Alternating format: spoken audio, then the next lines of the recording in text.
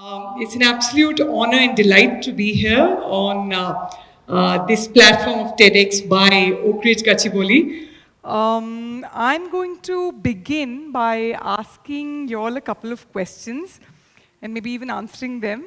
Um, do we know which country has the highest GDP or gross domestic product in the entire world out of 180 countries? Is there any guess? I can hear some murmuring, but let me make it easier. It is the US of A, the United States. And if I were to ask you that there is something called the World Happiness Report of 2025, where does the US stand on that list?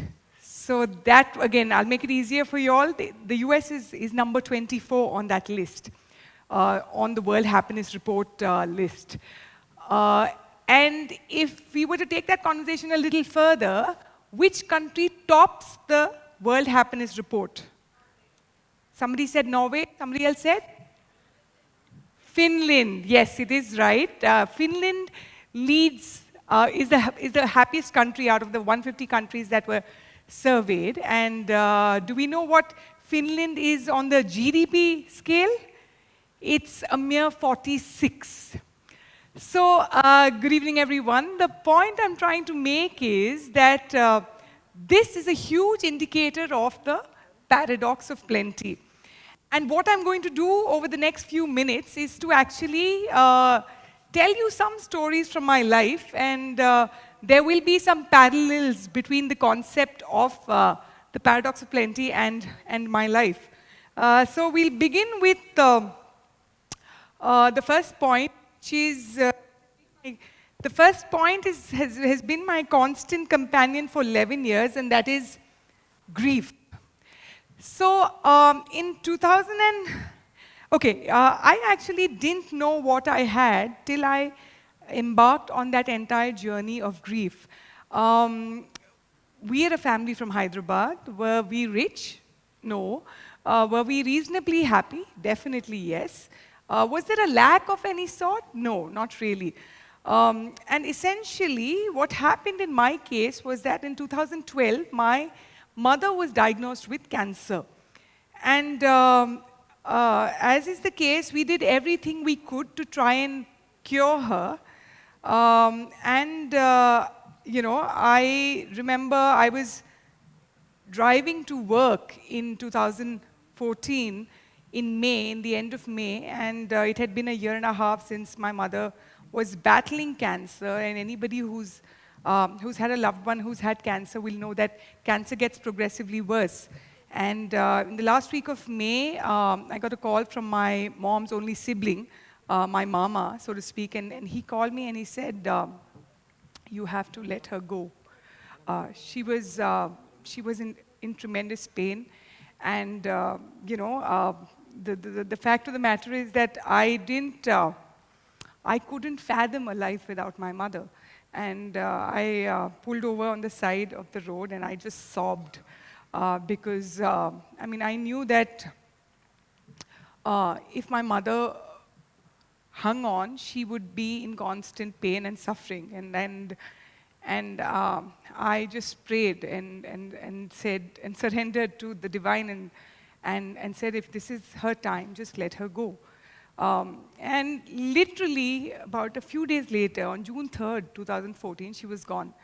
So the point I'm trying to make is that when God or the divine brings you to it, he brings you through it. And I was surprised at the other, the other events that would begin to unfold after that. This is, of course, to me, and this was on a trip to Uti. So I'm just going to make a segue into my second point, which is basically the action of doing. Between 2012 and 2020, what actually happened was because I was devastated by my mother's demise, I just began doing something to keep the grief at bay. So we started an NGO. It just kept growing, 550 volunteers across 9 geographies.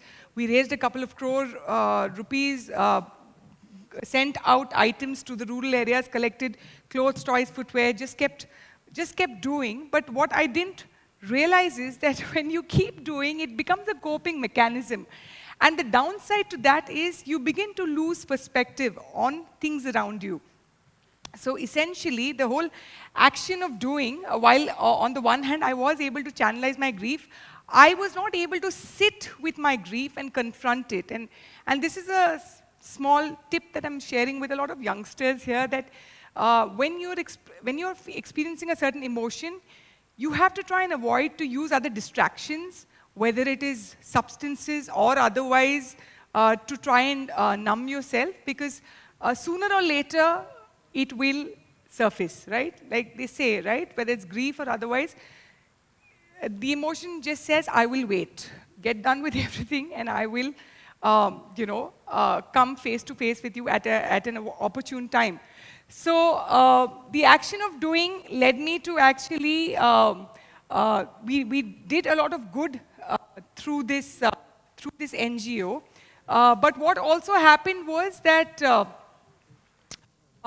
there was another event or a series of events that were going to unfold. Between 2012 and 2020, my family, that's my daughter and my husband, and a few friends were a huge source of support for me while I was battling so much. But what also happened was that I had decided that I wanted to be financially independent no matter what. So the NGO we started was completely philanthropic. Nobody got paid. But because I was so hung up on, okay, let me be financially independent, and like I said, I was just constantly doing, I didn't realize that, that I did not have to necessarily follow a 9-to-5 trajectory. I could have done something else. But I was hopping corporate jobs, and long story short, I ended up in one company where we were actually, where I was actually being awarded for the work that I was doing, ironically, outside of office, which was an NGO, the NGO that I just mentioned to you, Bring a Smile Foundation. And there was a senior bureaucrat who gave me that certificate and that memento in 2019. So what I also do typically is when I meet new people, I sometimes take phone numbers or coordinates, because you never know who might need it, right? Somebody might benefit from that connect. So I take that very seriously. My friends joke that, even if I were to take an elevator up to a certain floor, I might, by the end of the ride, I might have the lift elevator guy's number. But so essentially, I took the number, forgot about it, and what also began happening was that the pandemic struck in 2020, and I was having a very tough time at work. Long story short, July 2020, I was out of work, and then just when you think that you can't get any lower, that's another bottom that you hit. And I remember going to Bidar. It's not too far from Hyderabad. And I'm not a religious person, but I went to this Gurdwara in Bidar and dissolved in a pool of tears. I had no job. My health, sorry, that picture is about, my health had taken a beating in those last few years, because the stress had sort of added. The stress was so much that I ended up with a condition called endometric hyperplasia, which is basically, when a woman usually bleeds 5 days in her period, I was bleeding 35 days. So that stress had added up, and like I said, right, the action of doing, I was constantly doing, but I was not sitting with myself, so the stress added up. I was in hospital, I had no job, and I was coping with my mother's loss. I went to this Gurdwara, dissolved into tears, sat in the sanctum for some time and said, I'm just surrendering. I don't know what to do. This was October 2020, and I came back to Hyderabad, and after I came to Hyderabad, there was an inner voice in me that said that, look, you've been I'd worked for nearly 14 years, and I was running that NGO side by side. Why don't you call that IAS officer who was handling a very, very significant portfolio in Telangana, in the Telangana government? So I called this gentleman, and long story short, in Feb 2021, I joined the Telangana government's CSR wing, Corporate Social Responsibility wing, called the TSIG, Telangana Social Impact Group. And of course, I went on to lead it for the whole state in 2023. So the point I'm trying to make is that, with family came finding fulfillment, which is the cause that I spoke about, and of course, failure, because I'd hit rock bottom. When I joined the government of Telangana and began to lead TSIG, I noticed that there were two different worlds that I was inhabiting. One was, of course, I was meeting bureaucrats and politicians and film stars and high net worth individuals. And that is a picture of Draupadi Murmu Garu, the president of, the Honorable President of India, and Mr. Sonu Sood. We did some projects with them. So on the one hand, there was this world where everything just seemed hunky-dory. And on the other hand, there was this starkness where I would go to the districts of Telangana. Telangana has 33 districts, and 3 of them are aspirational. Aspirational is where they are the poorest of the poor districts. So we would go to these districts, and there was this one incident where I went to an aspirational district, and I want you all to visualize this scene where there are 4 Indian toilets facing each other in a girls' hostel. Okay, you go in there, there are these 4 washrooms facing each other. But to my absolute shock, the washrooms had no doors. Can you imagine?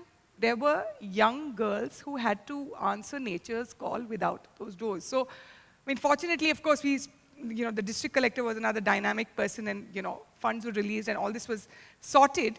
But the point I'm trying to make was that poverty amidst plenty is a very real thing. We are sitting in air-conditioned halls and conference rooms, and I don't think many of us are even aware how the other half of India is managing in the rural areas. So these are pictures from the rightmost picture is of a dormitory in a government hostel where these kids they carry a bed sheet, and maybe this room doubles up as their dorm, but there are also classrooms that double up as dormitories. So I don't know if you all are aware of this. You go to some government school, and you'll be shocked that the benches that are there are moved to the side in the night for the kids to sleep, on the floor. So this is when I went to another district where, the rains had battered that particular district, and a whole bridge had been washed away. So, and I remember, when you go to a rural area, they look at you with so much of hope in their eyes, and it just makes you feel guilty for so much that you take for granted in your life. So these are pictures from there. Through TSIG, Telangana Social Impact Group, in the last 2 years, we've raised more than 26 crore rupees that have been channelized into welfare activities. This is, of course, the LGBTQ community, the disabled segment, and of course for animal welfare. And we've done multiple projects across the state of Telangana, and we've tried to do our bit to reduce the gap between the haves and the have-nots. And essentially, what we do in TSIG is that not a single rupee goes into the government of Telangana's pocket. It all gets channelized from 800 plus corporates to 300 plus NGOs and about 45 government departments across Telangana. I think with that, I just want to leave you all with maybe 3 points as I conclude my speech. One is, of course, and I spotted so many bright youngsters here, I think it is so essential to actually practice empathy, right?